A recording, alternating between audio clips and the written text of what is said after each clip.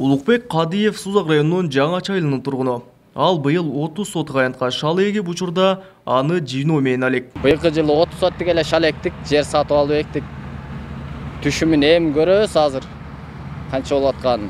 Ошо лазер деген урук эктик. Жакшы эле быйыл, жакшы эле. Ошондо мен мисалы 30 сотуктен 1 тонна шал алып күрүч алсам таза 60 000 пул болуп атат да, 30 000 расход кылгам. 30 000 де пайда болуп атат. Жаңачылыктар шалны жылдагыдан эртерээк жыйнап жатканын айтышат. Азыркы тапта шал айдалган 170 гектар аянттын 70% жыйналып болду. Быйыл 2 гектар аянтка күрүчтүн Девзра деген сортун эккен Тарел Маткасымов шалысын актатууга даярдап жатыптыр. Ал шалы күрүч болгонго чейин бир топ эле түйшүктүү жумуштары бар экенин белгилейт. Азыр ушинтип эми жыйнап атабыз. Бир жума ушинтип кургатып, растаган ушу ак жубазга барат. Ошондон чыгарып анан кийин базарга барат да. Ага чейин ушундай иштер бар. Түндөсү жаябыз, күндүзү көп эле жайганга болбойт. Сынып кетет. Ошон үчүн түндөсү жаябыз, күн ысыганда топтоп коебуз. Ушундай мээнеттер бар.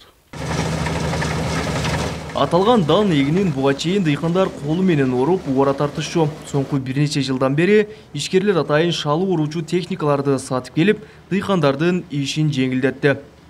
Күнүнө эми баягы шалынын турумуна карап, кээ бир мындай тик турган шаллар болсо 1,5-2 гектарга чейин урат. Анан жаткан мындай бир немелер болсо, аларда ошо 1 гектарга чейин ушундай орулат.